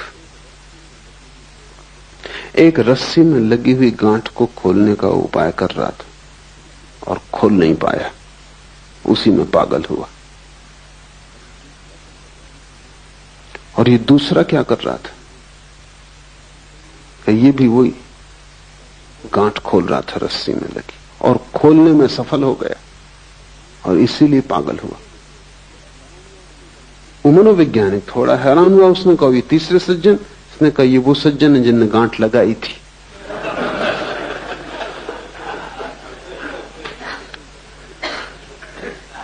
कोई गांठ लगा रहा है, कोई गांठ खोल रहा है, कोई सफल हो जाता है, कोई असफल हो जाता है, इससे कोई फर्क नहीं पड़ता, सब पागल हो जाते। लेकिन लोग गांठ लगाने खोलने में उलझे क्यों हैं? अपने से बचने के लिए। स्वयं से बचने की तरकीबें, नहीं तो स्वयं का सामना करना पड़ेगा। न कोई महत्वाकांक्षा है, न दिल्ली जाना है, न कोई राजनीति करनी है, न कोई चुनाव लड़ना है, न धन कमाने का कोई पागलपन है। फिर आप अपने से कैसे बचोगे? फिर कहीं ना कहीं खुद से मिलना हो जाएगा। वो भय कि कहीं खुद से मिलना ना हो जाए, उससे हाथ पैर कपते। तुम सुनते हो बहुत कि आत्मा को जानो, लेकिन अगर तुम खुद को समझोगे तो तुम आत्मा को जानने से बचने के सब उपाय करते हो। कहते हैं बुद्ध पुरुष कि आत्मा को जानने से महा आनंद की वर्षा होती, अमृत बरसता है। कबीर कहते हैं कि बादल गरजते हैं अमृत के और अमृत बरसता है। लेकिन ये घटना बहुत अंत में घटती है, पहले तो बहुत दुख से गुजरना पड़ता है। क्योंकि तुमने जितने धोखे दिए हैं जिंदगी में, अनंत जन्मों में, उन सब धोखों को तोड़ना पड़ेगा। और हर धोखे के तोड़ने में दुख होता है, हर धोखे को तोड़ने में दुख होता है। क्योंकि धोखे ने एक मधुरता दी थी, एक नींद दी थी, एक बेहोशी दी थी। अब उसको तोड़ो, और बिना उनको तोड़े तुम पहुंच ना पाओगे उस जगह जहां आकाश अमृत के बादलों से भर जाता है और जहां आनंद की वर्षा होती। वो बीच का मार्ग ही तपश्चर्या है। जागने से शुरू करो तुम्हारे तप को, फिर स्वप्न में ले जाओ, फिर सुसुप्ति में ले जाओ। विकल्प स्वप्न है, चित्त का विकल्पों से भरे रहना स्वप्न की दशा है। तो ये मत सोचना कि तुम रात में ही सपना देखते हो, तुम दिन में भी देखते रहते हो। जरूरी नहीं कि तुम यहां बैठे हो तो तुम यहां बैठे हो। हो सकता है तुम मुझे सुन भी रहे हो और सपना भी देख रहे हो।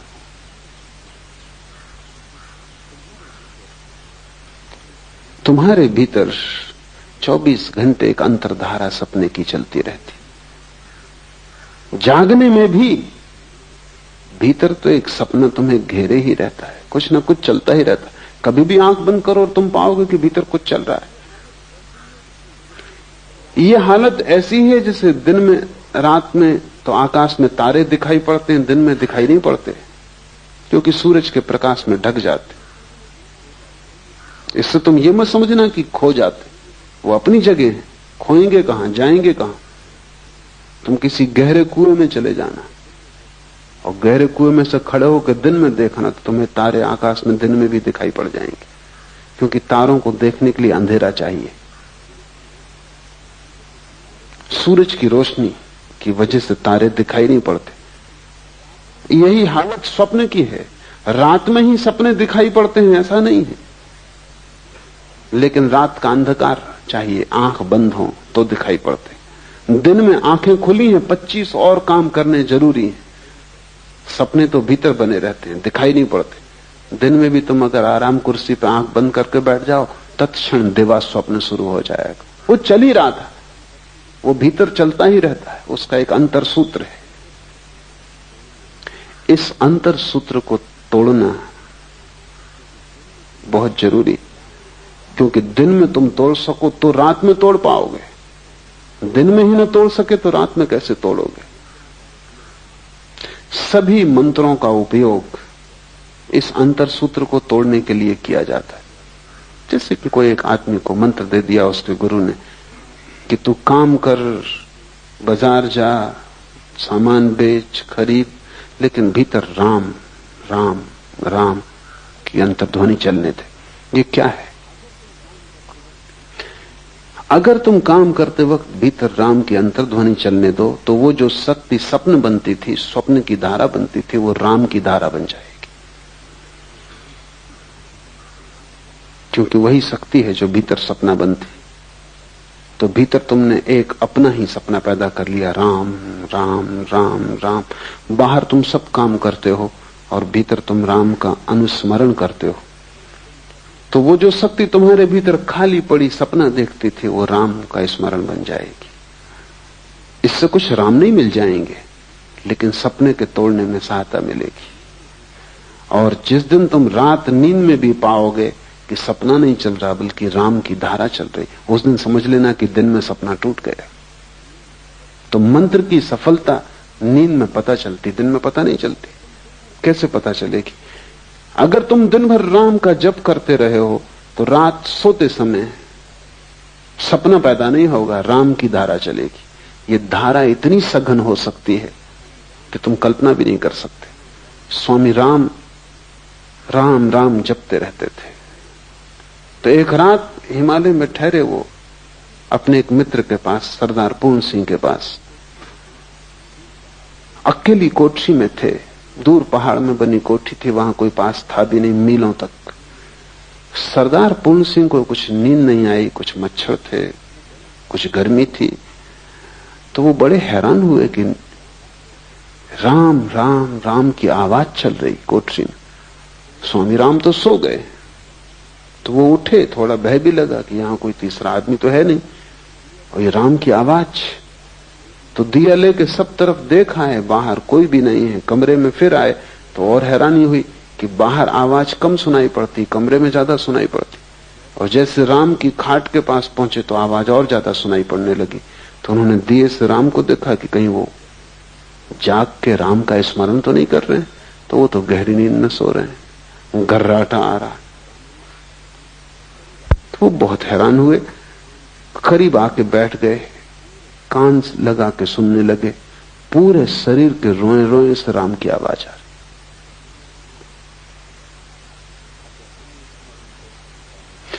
अगर अनुस्मरण बहुत गहरा हो जाए तो यह घटना घटती, क्योंकि सपने में बड़ी ऊर्जा नष्ट हो रही। तुम्हारे सपने मुफ्त तुम्हें नहीं मिले, उनमें है कुछ भी नहीं, लेकिन कीमत बहुत चुकानी पड़ी, क्योंकि रात भर तुम सपना देखते हो। अभी सपने पर बड़ी वैज्ञानिक शोध होती है। तो वैज्ञानिक कहते हैं कि रात में हर आदमी, साधारण स्वस्थ आदमी, कम से कम 8 सपने देखता है, और एक सपने का अंतराल करीब करीब 15 मिनट का होता है। एक सपना 15 मिनट, तो 8 सपने का मतलब हुआ कि कम से कम 2 घंटे रात सपना देखा जा रहा है। और ये बिल्कुल सामान्य स्वस्थ आदमी जिसमें कोई मानसिक विकार नहीं, ऐसा आदमी खोजना मुश्किल है। आम आदमी तो रात के 8 घंटे की नींद में करीब करीब 6 घंटे सपना देखता है। ये 6 घंटे जो सतत सपने की धारा भीतर चल रही है, इसमें तुम्हारी शक्ति नष्ट हो रही है। ये मुफ्त नहीं है, ये तुम खरीद रहे हो अपने जीवन को देकर। मंत्र इस शक्ति को राम में केंद्रित कर लेता है, या कृष्ण में, या क्राइस्ट में, या ओंकार में, कोई भी शब्द काम दे देगा। कोई जरूरत नहीं भगवान का नाम, खुद का नाम भी अगर तुमने दोहराया तो काम दे देगा। अंग्रेज कवि हुआ टेनिसन, उसने अपने संस्मरणों में लिखा है कि मुझे बचपन से ही न मालूम कैसे ये हो गया कि जब मुझे नींद ना आती थी तो मैं अपने को जोर जोर से कहता था टेनिसन टेनिसन टेनिसन, और मुझे नींद आ जाती। फिर मुझे तरकीब हाथ पड़ गई कि जब भी मैं बेचैन होता तो मैं भीतर कहता टेनिसन टेनिसन टेनिसन, मेरी बेचैनी खो जाती।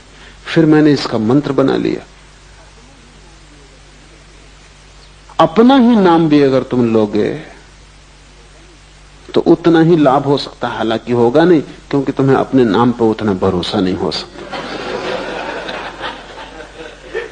बाकी फर्क कुछ भी नहीं, राम कहो रहीम कहो, उससे कोई फर्क नहीं पड़ता। कोई भी नाम हो, उससे कोई फर्क नहीं पड़ता। सवाल नाम का नहीं, शब्द सभी एक जैसे और सभी नाम परमात्मा के। तुम्हारा नाम भी,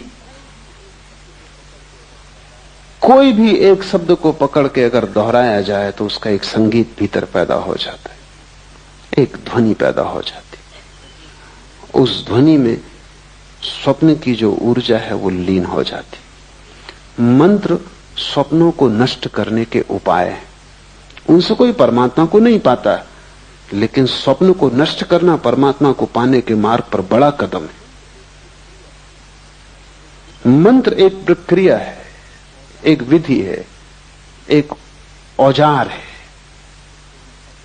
एक हथौड़ी है जिससे हम सपनों को चकनाचूर कर देते।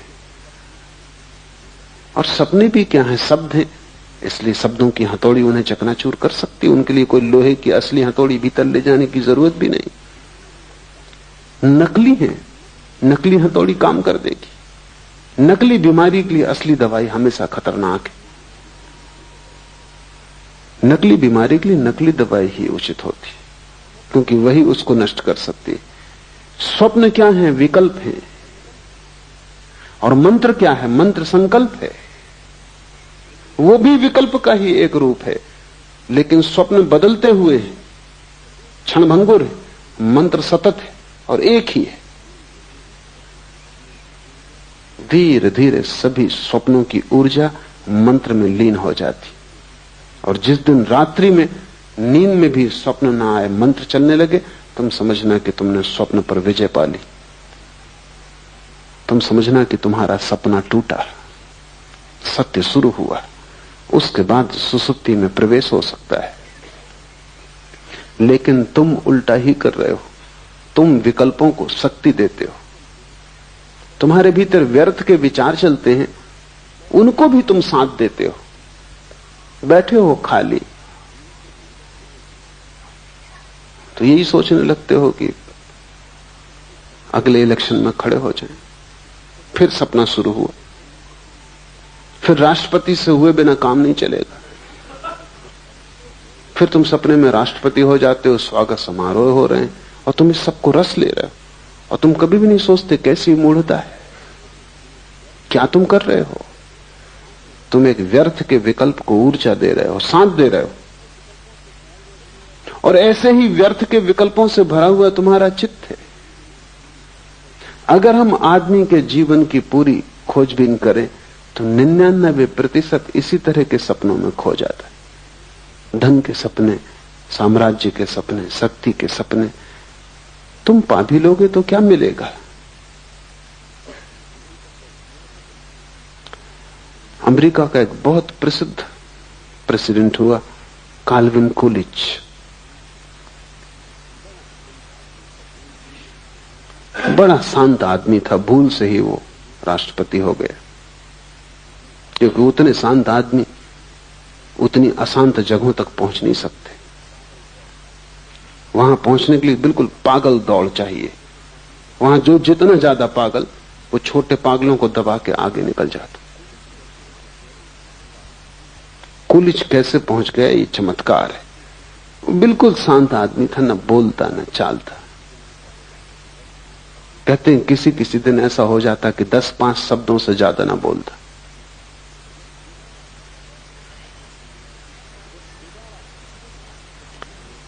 जब दोबारा फिर राष्ट्रपति के चुनाव का समय आया तो मित्रों ने कहा कि तुम फिर खड़े हो जाओ। उसने कहा कि नहीं। तो उन्होंने कहा कि क्या बात है, पूरा मुल्क राजी है तुम्हें फिर से राष्ट्रपति बनाने को। उसने कहा अब नहीं, एक बार भूल हो गई, काफी। पहुंच के कुछ भी न पाया। अब 5 साल और खराब मैं न करूंगा। और फिर राष्ट्रपति के आगे बढ़ती का कोई उपाय भी नहीं है। जो रह चुके रह चुके, अब उसके आगे जाने की कोई जगह भी नहीं है। जगह होती आगे तो शायद सपना बना रहता। इसलिए तुम्हें पता नहीं, जो लोग सफल हो जाते हैं सपनों में, उनसे ज्यादा असफल आदमी खोजना मुश्किल है। क्योंकि सफलता के आखिरी कगार पर उन्हें पता चलता है जिसके लिए दौड़े, भागे, पा लिया, यहां कुछ भी नहीं है। यद्यपि अपनी मूढ़ता छिपाने को वो पीछे जो लोग अभी भी दौड़ रहे हैं उनकी तरफ देख कर मुस्कुराते रहते हैं, हाथ हिलाते रहते हैं, विजय का प्रतीक बताते रहते हैं। वो हार गए और विजय का प्रतीक बताते रहते हैं जो पीछे ना समझ अभी और दौड़ रहे हैं। अगर दुनिया के सभी सफल लोग ईमानदारी से कह दें कि उनकी सफलता से उन्हें कुछ भी ना मिला है, तो बहुत से व्यर्थ सपनों की दौड़ बंद हो जाए। लेकिन ये उनके अहंकार के विपरीत है कि वो कहें उन्हें कुछ भी नहीं मिला। पीछे तो वो यही बताते रहते हैं कि उन्होंने परम आनंद पा लिया है। वो जिसकी पूंछ कट गई हो वो दूसरों की पूंछ कटवाने का इंतजाम करता रहता, अन्यथा पूंछ कटा अकेला होगा तो बड़ी गिलानी होगी। सबकी कट जाए।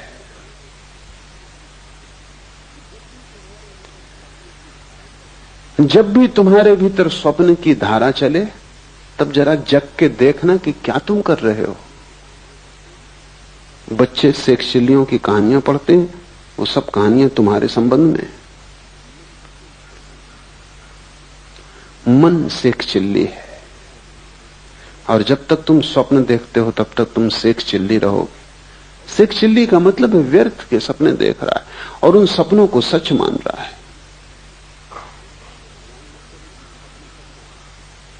भगवान न करे कि वो सपने सच हो जाएं, क्योंकि उनको सच करने में बड़ी शक्ति लगानी पड़ेगी और जब वे सच हो जाएंगे तब तुम पाओगे उनसे कुछ भी न पाया। हाथ राख लगती है सदा। इस संसार की सभी सफलताएं राख में बदल जाती, लेकिन जब तक राख हाथ में आती तब तक जीवन हाथ से निकल चुका होता है, लौटने का उपाय नहीं होता।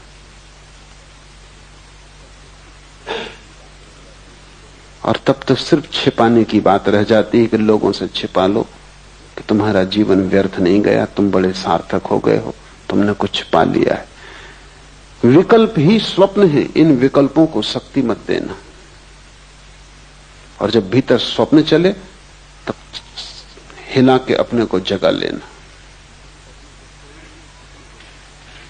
और स्वप्न को तोड़ देना जितने जल्दी हो सके।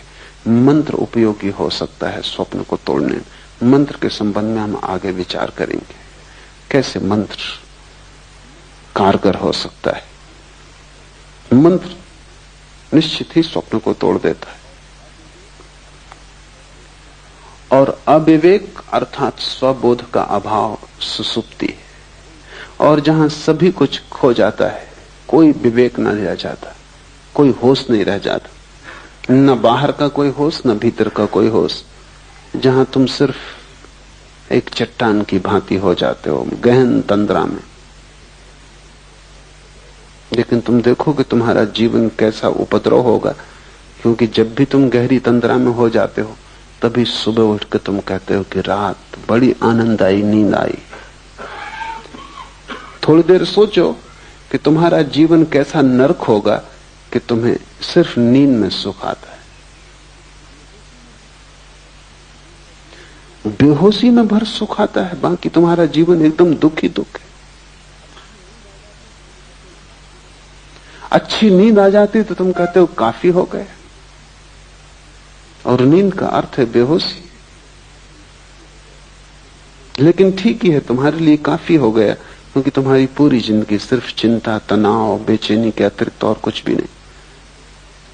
उसमें तुम आराम कर लेते हो थोड़ी देर के लिए तो तुम समझते हो सब पा लिया, जबकि वहां कुछ भी नहीं है। नींद का अर्थ है कि जहां कुछ भी नहीं है, न बाहर का जगत है न भीतर का जगत है, जहां सब अंधकार में खो गया। हाँ, लेकिन विश्राम मिल जाता है। विश्राम लेके भी तुम क्या करोगे? सुबह तुम फिर उसी दौड़ में लगोगे। विश्राम से जो शक्ति तुम्हें मिलती है तुम उसे नए तनाव बनाने में लगाओगे, नई चिंताएं ढालोगे। रोज तुम विश्राम करोगे और रोज तुम नई चिंताएं ढालोगे। काश तुम इतनी सी ही बात समझ लो कि नींद में जब इतना आनंद मिलता है, बेहोश तंद्रा में जब इतना आनंद मिलता है, क्यों? क्योंकि वहां कोई तनाव नहीं है, वहां कोई चिंता नहीं है, वहां तुम भूल गए सब उपद्रव। अगर बेहोशी में भी उपद्रव भूल के इतना आनंद मिलता है तो तुम सोचो जिस दिन उपद्रव खो जाएंगे और तुम होश में रहोगे, उस दिन कैसा आनंद तुम्हें उपलब्ध हो सकेगा। उसे हमने मोक्ष कहा है, वो निर्वाण है, वो ब्रह्मानंद है। नींद में इतना मिल जाता है क्योंकि उपद्रव नहीं दिखाई पड़ते। तो जब उपद्रव सच में ही खो जाते, तनाव सच में ही विसर्जित हो जाते, और तुम 24 घंटे उतने विश्राम में रहने लगते हो जैसी गहरी निद्रा में कभी कभी कोई व्यक्ति पहुंचता है, जब वैसी 24 घंटा सतत तुम्हारी शांत स्थिति बनी रहती, तब तुम्हें कैसे आनंद के राज्य का अनुभव नहीं होगा। उसे थोड़ा सोचो, क्योंकि समाधि सुसुप्ति जैसी है, सिर्फ एक फर्क है उसमें कि वहां होश है। तुरीयावस्था सुसुप्ति जैसी है, सिर्फ एक फर्क है कि वहां प्रकाश है और सुसुप्ति में अंधकार है। समझो कि तुम्हें एक स्ट्रेचर पर बेहोश अवस्था में इस बगीचे में लाया जाए, सूरज की किरणें तुम्हें छुएंगी, क्योंकि सूरज की किरणें बेहोश नहीं, बेहोश तुम हो। हवाओं के झोंके तुम्हारे ऊपर से गुजरेंगे, हल्की थपकियां देंगे, क्योंकि वे बेहोश नहीं, बेहोश तुम हो। फूल की पखरियों से गंध तुम्हारे नासापुटों तक आएगी, क्योंकि फूल बेहोश नहीं, बेहोश तुम हो। सुबह की पड़ी हुई ओस की ताजगी तुम्हें छुएगी, क्योंकि ओस बेहोश नहीं है, बेहोश तुम हो। सब घटित होगा, लेकिन तुम्हें कुछ भी पता नहीं। 2 घंटे बाद जब तुम होश में आओगे तुम कहोगे बड़ा विश्राम था। इस विश्राम में उस ओस का भी दान होगा, फूल की गंध का भी, सूरज की किरण का भी, हवा के झोंकों का भी, लेकिन उनका तुम्हें कुछ भी पता नहीं। तुम बेहोश थे तब भी तुम लौट के होश में आके कहते हो बड़ा सुख आया। थोड़ी देर कल्पना करो कि तुम होश से बैठे हो, फूल की गंध बरस रही, सूरज की किरणें बरस रही, ओस ने सब ताजा कर दिया है, सब नया कर दिया है। हवाओं के झोंके वृक्षों में गीत पैदा करते हैं, तुम होश से भरे बैठे हो। तब तुम्हारे आनंद। सुसुप्ति में तुम वहीं पहुंचते हो जहां बुद्ध और महावीर और शिव जागृत अवस्था में पहुंचते। नींद में भी तुम सुबह थोड़ी सी खबर लाते हो कि बड़ा सुख था, हालांकि तुम साफ नहीं कर सकते कि कैसा सुख था। तुम कुछ बता नहीं सकते, कुछ व्याख्या नहीं कर सकते, कुछ स्वाद की खबर नहीं दे सकते। नींद में गहरी, लेकिन फिर भी तुम सुबह थोड़ी सी ताजगी लेके आते हो। सुबह उठते हुए आदमी की जो रात गहरी नींद में सोया हो, उसके चेहरे पर बुद्धत्व की थोड़ी सी झलक होती। खासकर छोटे बच्चे जो कि सच में गहरी नींद सोते हैं, क्योंकि जैसे जैसे तुम्हारी चिंताएं बढ़ने लगती हैं, गहरी नींद भी मुश्किल हो जाती। छोटे बच्चों को सुबह उठते समय देखो, इसके पहले कि उनकी नींद टूटे, उनके चेहरे को देखो, उस पर बुद्धत्व की ताजगी होती। कहीं भीतर कोई आनंदपूर्ण घटना घट रही जिसका उसे होश नहीं, लेकिन घटना घट रही। सुसुप्ति में सब तनाव खो जाते, लेकिन विवेक नहीं होता। और समाधि में, तुरीयावस्था में सब तनाव खो जाते हैं और विवेक होता है। विवेक धन सुसुप्ति बराबर समाधि। और तीनों का भोक्ता वीरेश कहलाता है।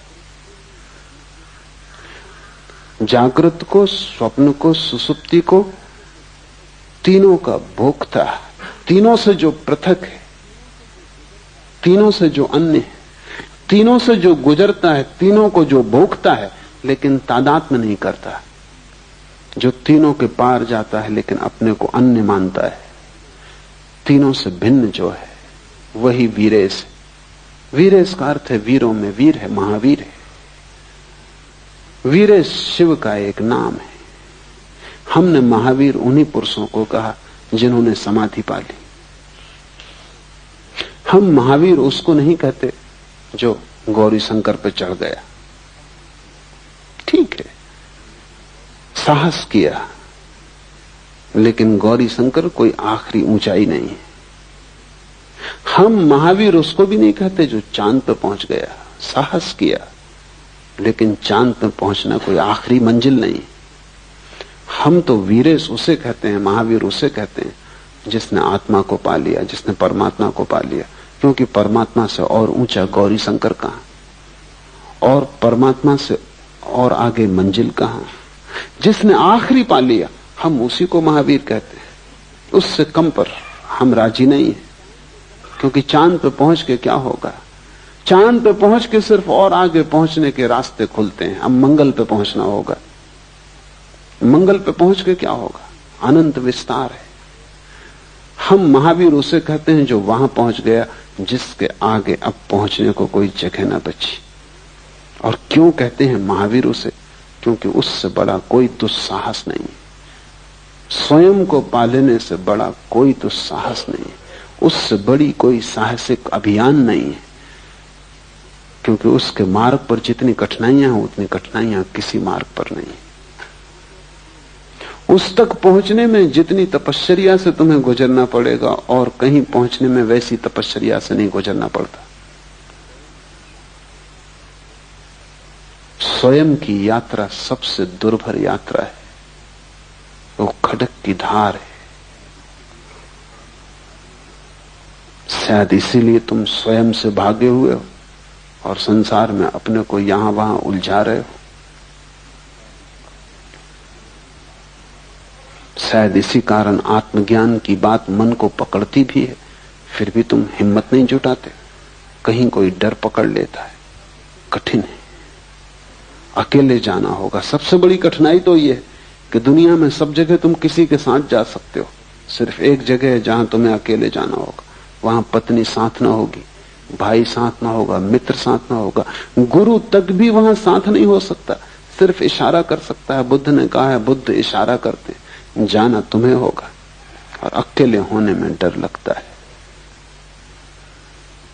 और चारों तरफ इतने लोग हैं, इतने सपने हैं, सपनों में कई तो बड़े मधुर सपने, उनमें बड़ा रस है।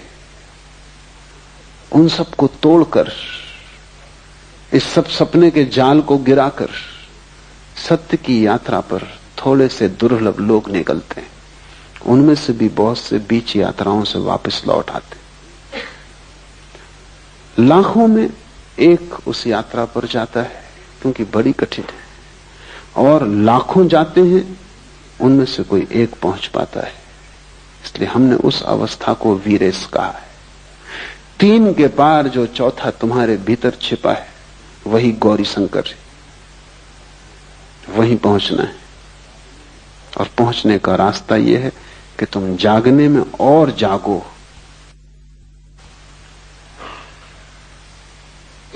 अभी तुम कुनकुने हो, जलती हुई लपट हो जाओ जागरण की, ताकि ये लपट स्वप्न में प्रवेश कर जाए। स्वप्न में भी जागो ताकि स्वप्न टूट जाएं। स्वप्न में इतने जागो कि जागने की एक किरण सुसुप्ति में भी पहुंच जाए। बस जिस दिन तुम सुसुप्ति में दिया लेके पहुंच गए, तुमने वीरेश होने का द्वार खोल लिया। तुमने मंदिर पर पहली दस्तक दी। अनंत आनंद है, लेकिन बीच का मार्ग चलना ही पड़े, कीमत चुकानी ही पड़े। और जितना बड़ा आनंद पाना हो उतनी बड़ी कीमत चुकानी पड़ेगी। सस्ता कोई सौदा नहीं हो सकता। बहुत लोग सस्ते सौदे की कोशिश भी करते हैं। बहुत लोग शॉर्टकट खोजते। उनको शोषण करने वाले गुरु भी मिल जाते हैं जो कहते हैं कि बस इससे सब हो जाएगा, कि तुम ये ताबीज बांध लो, कि तुम मुझ पे भरोसा रखो, बस कि तुम दान कर दो, पुण्य कर दो, कि तुम मंदिर बना दो। ये सब सस्ती बातें हैं। इनसे कुछ हल होने वाला नहीं। इनसे सिर्फ तुम धोखे में पड़ते हो। यात्रा करनी ही पड़ेगी। फिर और भी सस्ते मार्ग खोजने वाले लोग। कोई गांजा पी के सोचता है समाधि लग गई, कोई भंग खा के सोचता है कि ज्ञान उत्पन्न हो गया। हजारों साधु सन्यासी हैं, गांजा, अफीम, भंग का उपयोग कर रहे हैं। अभी पश्चिम में उनका प्रभाव बहुत बढ़ गया, क्योंकि पश्चिम में और भी अच्छे मादक द्रव्य खोज लिए गए। हसीस, मारिजुआना, एलएसडी और भी वैज्ञानिक केमिकल खोज लिए गए, जिनका तुम एक इंजेक्शन ले लो और तुम समाधिस्थ हो गए। एक गोली ले लो, समाधि उपलब्ध हो गई। जैसे तत्क्षण काफी तैयार की जा सकती है, वैसे तत्क्षण समाधि भी तैयार की जा सकती है। काश इतना सस्ता होता, और काश नशे में खोने से कोई ज्ञान को उपलब्ध होता, तो सारी दुनिया कभी की हो गई होती। इतना सस्ता नहीं है, लेकिन सस्ते की खोज मन करता है। मन चाहता है किसी तरह बीच का रास्ता कट जाए और हम जहां हैं वहां से हम सीधे मोक्ष में प्रवेश कर जाएं। बीच का रास्ता नहीं कट सकता, क्योंकि इस रास्ते से गुजरने में ही तुम्हारा मोक्ष आएगा। क्योंकि रास्ता सिर्फ रास्ता नहीं है, रास्ता तुम्हारा विकास भी है। यही तकलीफ है। बाहर तो हो सकता है लंदन से हवाई जहाज उठता है, सीधा बंबई उतर जाए, बीच का रास्ता काट दिया। लेकिन लंदन से जो आदमी बैठा वो बंबई में वही आदमी उतरेगा जो लंदन से बैठा था। कोई दूसरा आदमी नहीं उतर सकता, उसमें कोई विकास नहीं हुआ। ये यात्रा बाहर की है, लेकिन तुम जहां हो यहां से मोक्ष में उतरने का कोई हवाई यात्रा नहीं हो सकती। और जो भी कहते हैं हो सकती, वो धोखा देते, क्योंकि ये यात्रा एक बिंदु से दूसरे बिंदु की यात्रा नहीं है, एक जीवन स्थिति से दूसरे जीवन स्थिति में प्रवेश है। बीच के मार्ग से गुजरना ही होगा, क्योंकि उस गुजरने में ही तुम निखरोगे, जलोगे, बदलोगे। उस गुजरने की पीड़ा से ही तुम्हारा विकास होगा। वो पीड़ा अनिवार्य है। उस पीड़ा से गुजरे बिना कोई वहां नहीं पहुंच सकता। और तुमने अगर कोई संक्षिप्त रास्ता खोजा तो तुम सिर्फ अपने को धोखा दे रहे हो। पश्चिम में संक्षिप्त की बड़ी तलाश है, इसलिए महेश योगी जैसे व्यक्तियों का बड़ा प्रभाव है। उस प्रभाव का कुल कारण इतना कि वो कहते हैं कि हम जो कह रहे हैं ये जेट स्पीड है।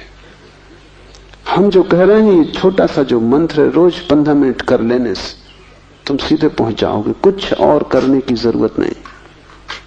न तुम्हारे आचरण को बदलने की जरूरत है, न तुम्हारे जीवन को बदलने की जरूरत है, न तुम्हें कुछ खोना है बाहर की दुनिया में, कुछ करना नहीं है, बस तुम्हें बैठ के 15 मिनट विश्राम करके ये मंत्र का जाप कर लेना।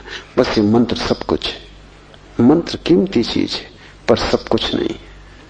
और मंत्र से सपने काटे जा सकते हैं, सत्य नहीं मिलता।